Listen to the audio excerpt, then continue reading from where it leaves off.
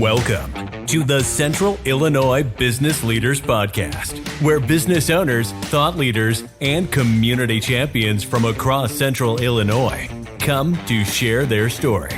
The Central Illinois Business Leaders Podcast. Anything less would be uncivilized. What's up, Central Illinois? I'm Derek Hayden. I'm here with Garrett Omer. We are your hosts for the Central Illinois Business Leaders Podcast, powered by Zambu. Zambu is a delicious grapefruit or a wildberry vodka-based spirit infused with a Brazilian buzz button. It's smooth, tasty, and leaves you with a signature tingle. Learn more at ZambuLiquors.com. Zambu, taste the tingle. All right, Central Illinois, let's introduce today's guest. Today's guest earned his bachelor's at Culver Stockton. He received his MBA at Millikan University and attended the National Commercial Lending School at Southern Methodist University.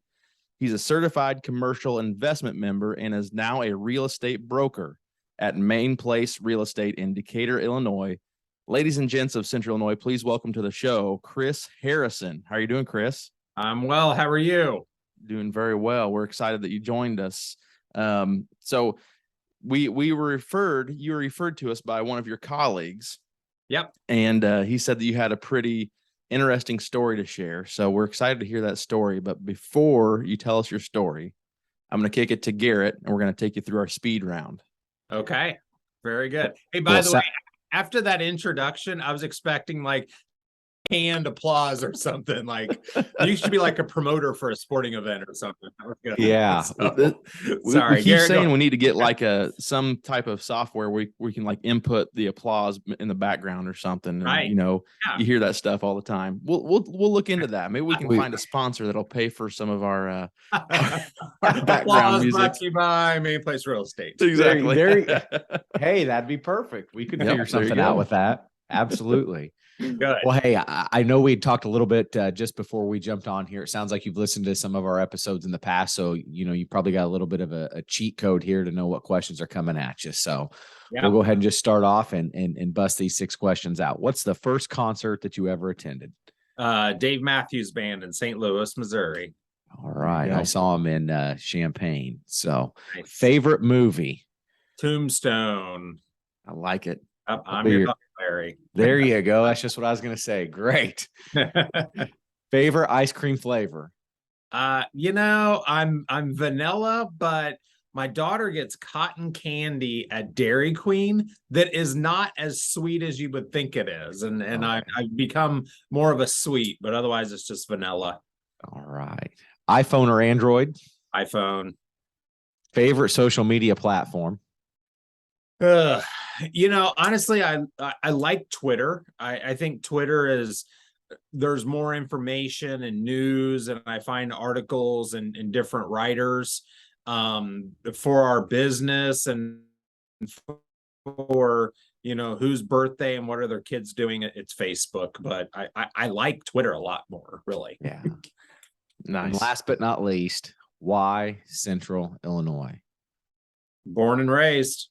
It's I grew up on a farm over by Quincy, Macomb area, in between those two, so not even near either of them.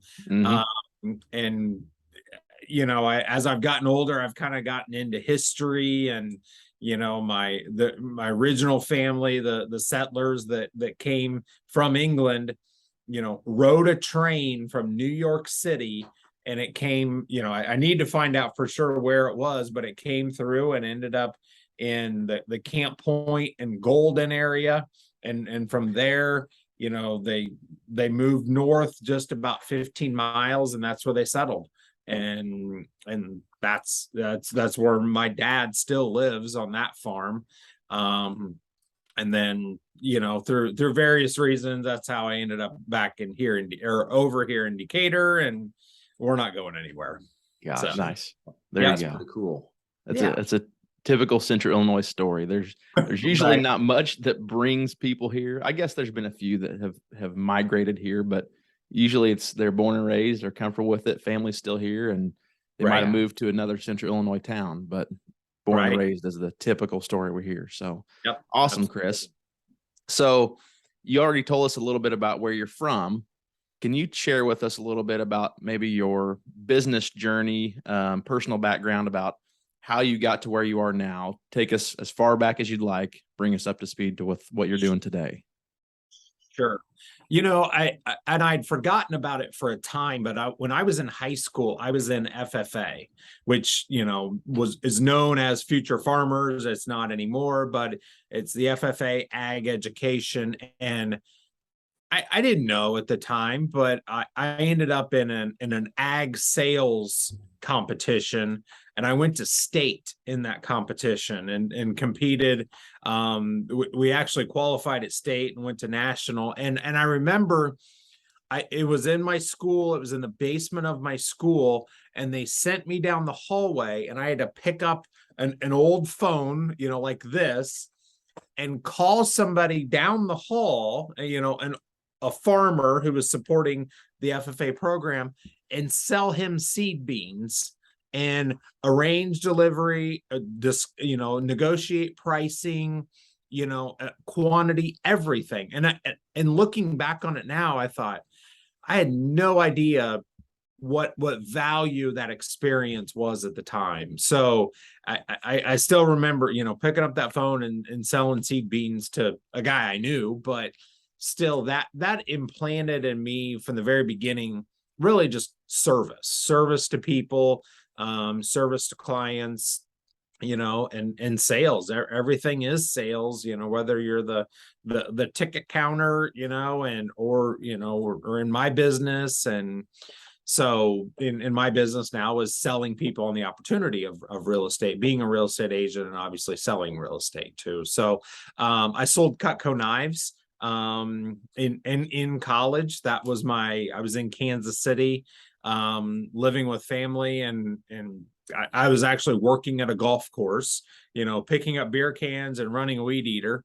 And I saw an ad, and I thought, well, I want to make more money, and yeah, I can sell, even though I didn't even know what sales was. Like, I grew up on a farm. But I just kind of always had an idea of there was more out there, and I knew I could do more. So I responded to an ad. I was in Overland Park, Kansas, didn't know anybody, was staying with family, went to their neighbors. Their neighbors gave me 10 names that got me out across the area. And from there, I ended up working with that company for 3 years through college. Wow. Very nice. Yep. And then got into banking. Once I got into the real world, needed, benefits and vacation and that type of stuff, a 401k, got into banking and banking for about 13 years. And then got back into sales. So kind of the short version there. Yeah. There you go. So how long ago did you get into the real estate side after banking? Surprisingly, it's been 9 years already. Really? Wow. But, I quit the bank. I quit, and it was well received, and everyone understood. And, but I had a few people come up and go, "You did what? Why?" And really kind of concerned about me, actually. So had a few people that really supported me in that move and helped me, believed in me and helped me make it happen. So very nice. So what is the answer to that question then? Why did you make the move from banking to real estate? At the risk of offending my banker colleague, I was bored. Bored. Sure. I can't, there's days now I long for, can I just sit and read the newspaper? But that's what we did. So I just wanted more opportunity to grow, opportunity to control my destination, and other opportunities to own other businesses, own real estate, I'm always working. I'm always working. Opportunity is always out there. Anytime my kids and I are going somewhere, they'll go, "What are we looking at, Dad? Why are we going this way? What are we looking at?" That's just what I do. So it is a land of opportunity, and real estate opens that opportunity, whether it be owning rental properties. There's just a ton of opportunity out there. Yeah. Awesome. Well, I want to go back just a little bit to the knives. I always enjoy hearing people that sell stuff early on at an early age, and what kind of lessons that really taught you. Yeah. I mean, I feel like you hear from so many different individuals that are successful in the line of sales that, early on, they either created something, were selling trash bags door to door at a young age or something like that. So, I mean, going through that 3 years, what did you really learn from that, experience going through college?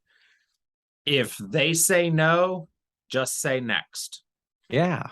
That is the most simple thing I take from that I still carry with every day, whether it be, and now a listing, we lost a listing, Keller Williams beat us. It's like, okay, go, move on. There's others out there. And we have buyers sometimes, and we're working with them. We're showing them all this stuff. We're spending our nights and weekends with them. And then their neighbor says, "Hey, I'll sell my house to you." And then boom, it's done. And you've lost that sale. Just next, move on. That's my biggest thing, is if they say no, just say next. Great. That's a tough lesson, or a tough term for a lot of people to learn, especially as you're getting into sales. Yeah. I can speak from a little bit of personal experience on that. I came from, I was a college athlete. So I was used to getting in there, working. If you worked a little harder than the next person, you did this, you had a better chance of winning, which is still true in sales. But you had more control over what you did in baseball. I played baseball. So I was a pitcher. I could control, things more, and I could make the guy swing and miss. I could make him ground in. If I executed my pitch, there shouldn't be a reason why I lose. Then you get into the sales world and you lose 9 times out of 10. It's just like, oh my gosh, how do you overcome that, constant negativity? It's just a negative thing. You're so used to, I won't say getting your way, but I never had been told no or lost so many times in a row. Like usually in sports, especially at the college level, you can win a few here and there. And it's just like, no, especially when you first start. Now, as you gain experience, you start to learn, your product, your service. You start to understand how to relate to clients and just get better at sales, which I would say my victories greatly outweigh my losses now. But when you start, that's really hard for a lot of people to overcome. Right. So I can imagine, especially as you went through CUTCO and did your FFA sales pitch on the phone, that probably set you up to prepare for the real world, especially in the real estate market where you're reaching out to people on a daily basis. Sure. And when I did CUTCO, I mean, that was 20 years ago. So keep that in mind. Sure.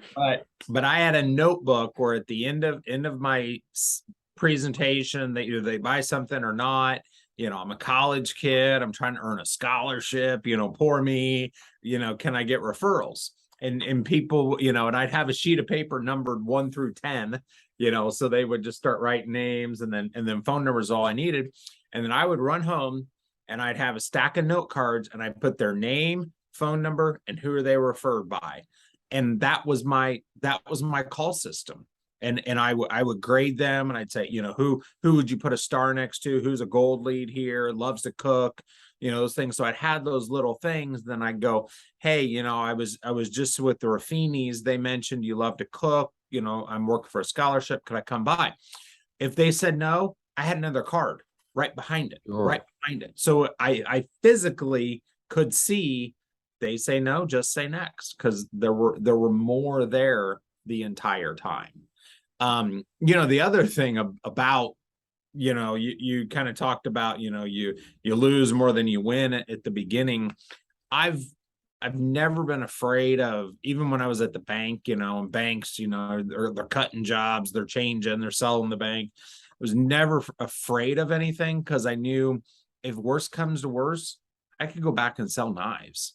I could go sell cars. I could sell insurance. I can, because I can sell, I could do anything. I could go work in the mall and sell cell phones. Like, I just always knew I could go sell something and get by.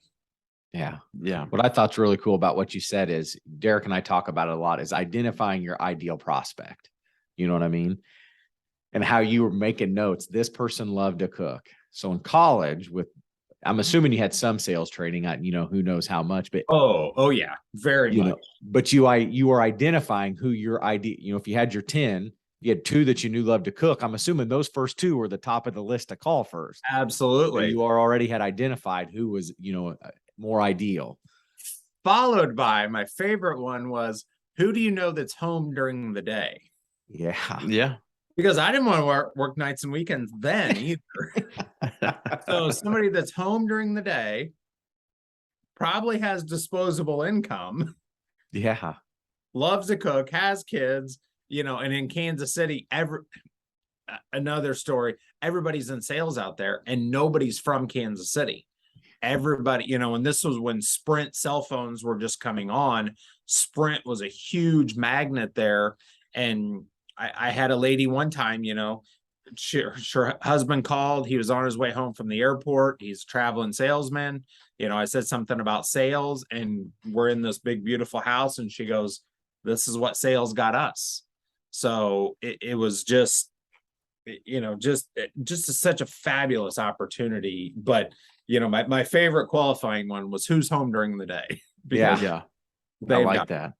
So the other thing that I think a lot of salespeople that you capitalize on did well, that a lot of people don't do well, including myself, and I think Garrett sometimes as well, is keeping meticulous notes in a sales system or CRM, something like that. When I first started, I had a lot of time to keep notes. Now that, 10 years in, I don't have as much time, in my notes, to be quite honest, are sucky.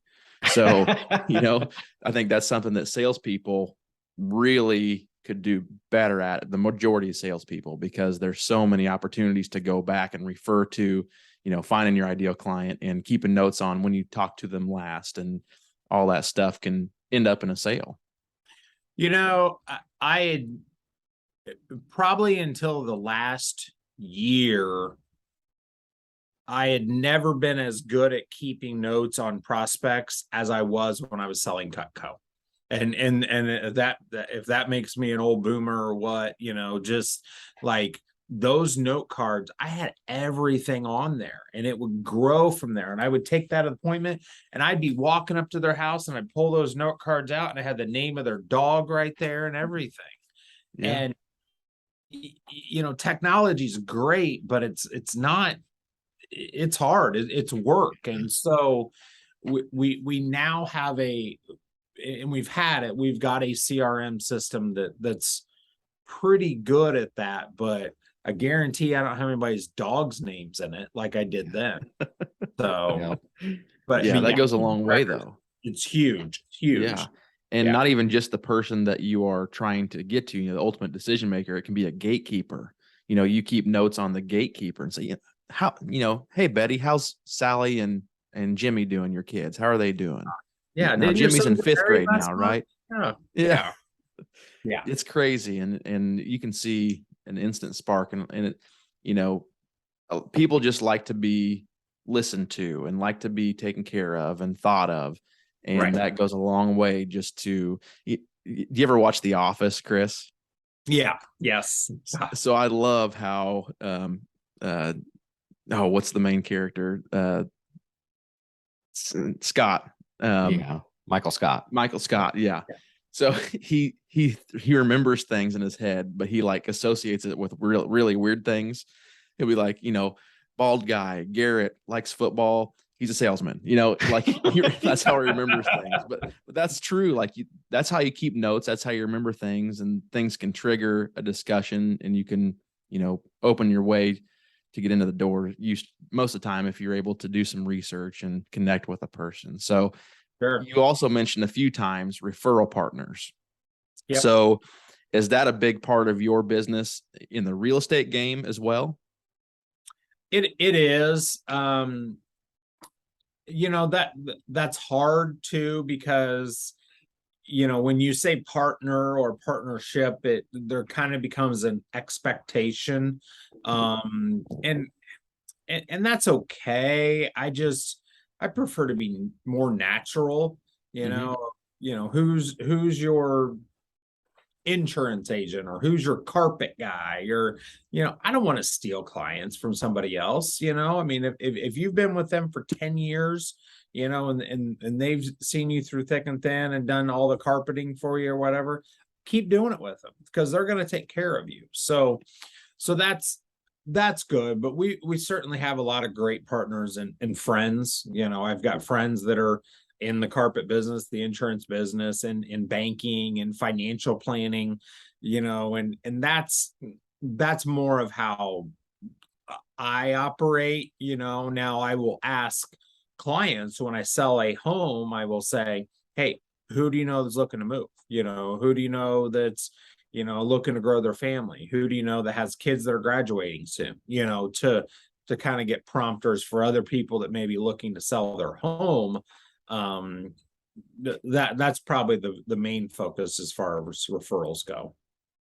Nice. So for you yourself, Chris, do you focus in commercial real estate, residential, a blend of each, or I guess anything other industrial that might be commercial too? So, well, yeah. So residential is what we do. I've done a lot of commercial. When I was at the bank, I was a commercial lender. And I've done a lot of commercial real estate, apartment buildings, investment properties, industrial properties, land development. But right now my focus is on the residential team. In our office here, we've got staff, we've got agents, we've got newer agents, we've got experienced agents. So my primary role now is selling residential real estate. So helping people that I know that I've worked with over the last 9 years. And then really developing new agents, developing the agents we have here, helping them, either make more money or get their time back. That's been a big phrase that's been used a lot. Is, in our business, it's all encompassing, and the phone's never far away from you, and everybody wants an answer right now, no matter if it's a weekend or a holiday or anything. And so I have agents now saying, I love this part of the business. I hate the paperwork. Or I love showing homes and writing the contract and helping people close and get their home, but I hate searching for leads. And so what we're doing now is we're helping them take that paperwork away from them. We've got office staff here now that can help you with, or help the agents with the paperwork. And then on the lead generation, that's a messy and noisy business now, is lead generation with the likes of Zillow and Realtor.com and Open Door and all these websites. Every .com out there now is doing lead generation. So we're helping agents, just focus on taking care of the people. And if you're doing that, if you're helping show homes, sell homes, do inspections, close on homes, we'll take care of the rest. So that's my job now, is to make the agent's job easier and more enjoyable. I know Derek loves paperwork, so I don't big think fan. Want any more big fan of paperwork. One of my favorite things to do. I've been in sales for almost 20 years now, and I have very rarely met a sales individual that likes paperwork. I mean, there's not too many of them. So not a good salesman. Yeah, exactly. You spoke several times of agents, new agents. We talked a little bit before we hopped on that, there's going to be a growth opportunity coming here. Can you tell us a little bit about some opportunities? If I was looking to get into real estate, kind of, not sure which angle to go, tell us a little bit about, why they should reach out. We know over the last few years that the real estate industry has been abundant, meaning there's been a lot of volume, a lot of transaction, a lot of buyers, and we could do a whole nother session on what happened to the real estate market over the last 2.5 years. And it's very interesting, and I would love to do it, but a lot of people got into the business when it was abundant, and abundance is easy. That's going to change. So not in a terrible way, it's not crashing, but it's going to tighten up and it's going to get a little bit tougher. So what we're doing is we're offering our system to other agents that got in and said, hey, this is great. I sold to a few friends. My grandma sold her house. It was great and easy. We're bringing that to them and go, look, you do the part that you love and that you're good at. We'll do the rest. We'll do the paperwork. We'll help you get leads. Like we'll take care of the messy stuff that most salespeople aren't good at anyway. So, so we're offering that. We've got new agents, people that are brand new, in different careers, looking for change, have been sales and something else, somebody that's been around for a while, seasoned, and think, real estate could be the career for me. So we're working with people like that, and we've got a great 8-week program that'll lay out everything from, how do you answer the phone to how do you write a contract to what do I do at a closing? So we've got that. And then also, the mid-career people or even seasoned vets that are looking to get more of their time back. We're offering our system to them to there's other options out there. A lot of people have been with agencies for a long time, and sometimes change is good. Very nice. So are you seeing a lot of younger people get into real estate right now, or is it just a good mix of, age groups? Younger or older is a dangerous generalization. So I think it's, I met with a gentleman who, and I'll say is younger because I'm in my 40s. He's 20s, and I told him, I said, and I won't say even what he does, but I said, every training opportunity they offer, take it. Every sales class they offer, take it. Every trip they want you to go on, take it. Go get the experience, and that experience will help you in what you really end up doing. Because what you're doing right now, you're not going to do for the rest of your life. You're 24 years old. And I don't think anybody really knows what they're doing until they're, late 20s, 30s. I'm 43 and I'm still thinking, what am I going to do 5 years from now? I mean, I know I'm going to be in this industry, but what part of it? Where Sure. brokerage going is, will I still be the one doing an open house, or will I be, helping manage and train and motivate a bunch of agents? So for the younger people, I tell them, go get every experience you can. Somebody that's kind of that mid-career, like I was 9 years ago, tax. Those are the people that are really kind of, what am I going to do for the next 20 years of my life? Because I've got this experience. Those are the people that we can really help, because we've got the systems. They just come in and apply themselves, apply their sphere of influence, apply their experience, and we can help them, make a lot of money, and also just live a good life too. I mean, there's freedom in, it's a pain to be on vacation and deal with business, but it's also kind of nice to be on vacation and know that things are still getting done. Yep. There's opportunity. Very nice. That's great.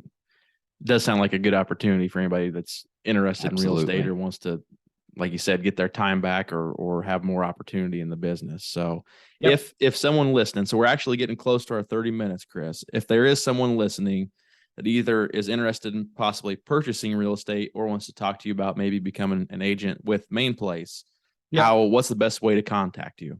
Mainplace.us. That's where we're at. So, and obviously you'll find us on the socials. But mainplace.us, that's where we're at. Perfect. So, mainplace.us. Make sure you check Chris and the team out.